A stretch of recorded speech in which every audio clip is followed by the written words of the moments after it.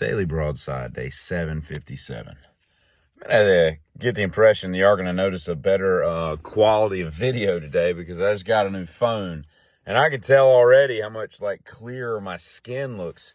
This is like a Noxzema camera. Look at that. Just absolutely just impeccable. What's a word? Definition, I guess you could say. This is kind of crazy.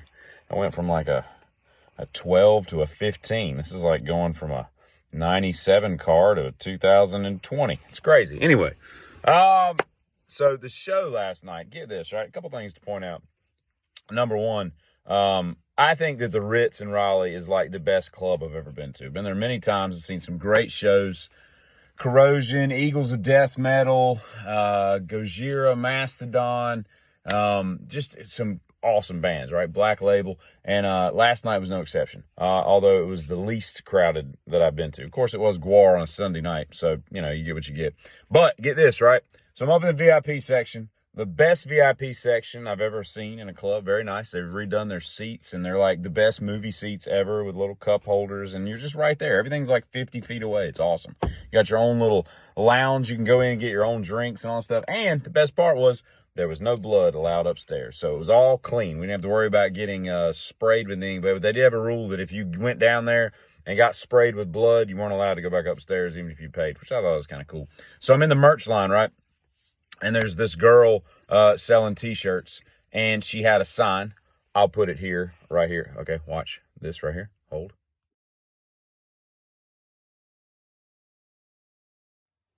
So if you can't read that, or if you didn't pause it, it says something like tips for titties, going bigger. It said you don't get to see them, just figured you'd want to help the cause, or something like that. And I was like, I like this. This is good. And at first I thought, like, what is this? And then I was like, yeah, okay, she's actually doing this. That's kind of cool. Like, yeah, whatever. But I'd never seen that before. And I think that would be cool if people did that, like in a Denny's or something. Like, why has it got to be in a show, where you have enough weirdos and freaks there that they wouldn't be bothered. But I think it'd be kind of cool if you went into like some little gift store in like a little touristy town, and they were selling like little trinkets they'd made. And one of the shops that Louis C.K. talks about, and cling, cling, cling, cling, when you walk in, great piece, right? He comes in, they've got all this handmade stuff. He's made like ornaments and stuff out of like burlap and bark and, driftwood and stuff like that. And you're like, oh, this is really nice. My aunt would really like this. I'm going to get this ornament. And then at the counter, you're like, tips for titties. And you're like, it would just be weird in other venues. But at a concert, I guess it's okay. But here's the thing, right? At the end of it, my buddy's like, you want to leave, you want to wait to the end? I'm like, yeah. I said, because I want to see these freaks walking out of here.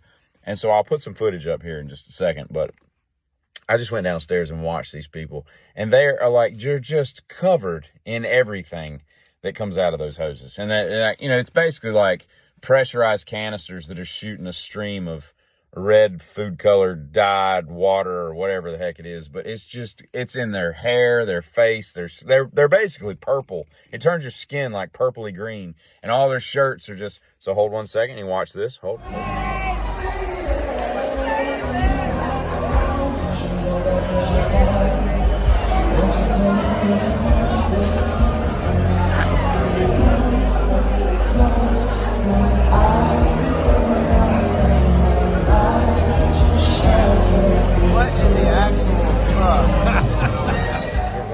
Like, why would you? I go out in the parking lot, and we were like VIP parking, so we're right behind the place, and I go back out there, and everybody's like stripping down in their clothes and getting into their Nissan Murano or their Nissan Rogue, and all this, and I'm like, I hope that's not like their wife's car, because she's gonna be pissed tomorrow when she gets in there and it smells like rat crap, and it's just like, why is there pink coloring on my white leather? I mean, it's just, I was like, you'd have to ride home in the bed of the truck for me. Like, you ain't getting in my car with that stuff.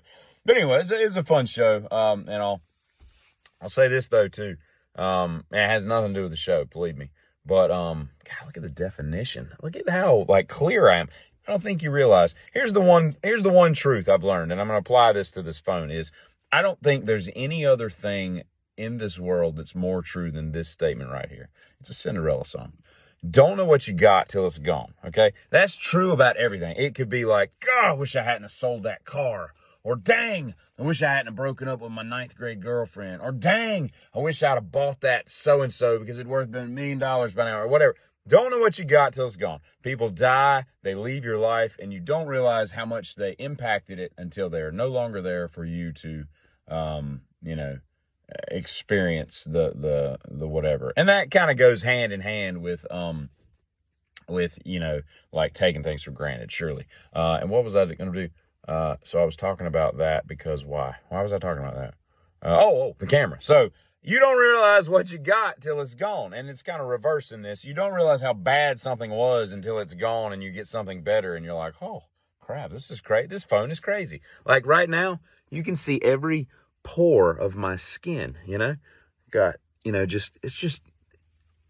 anyway, golly, it's like a Noxzema commercial on this phone. I didn't realize how blurry I was before. So this will be interesting. It's version 2.0 on the TikTok, right? But I will say this, and again, it has nothing to do with the show last night. But if you throw up outside, a bird is going to eat it. They're going to eat it. They've got like crazy eyes, and they'll see it from atop a telephone line and they'll be like, vomit, boys, and they'll dive down and they'll pick through it and they'll eat it. Okay. Now I say that to say this, unless they're crapping on your car or something, most people like birds, people even have them in their homes, right? Although be careful because some birds you can buy, parrots, macaws and stuff like that, will outlive you. And so your grandkids will be taking care of that dang bird. So just keep that in mind. It's not something you just buy, right? Plus they're like $2 or $3 grand. Parrots are expensive. You get a bird that talks, that's not going to be a cheap endeavor. But here's the thing, right? If you like birds so much, just try not to throw up outside. That's all I'm saying. Throw up in your own house, throw up in a trash can or a toilet where vomit is supposed to go.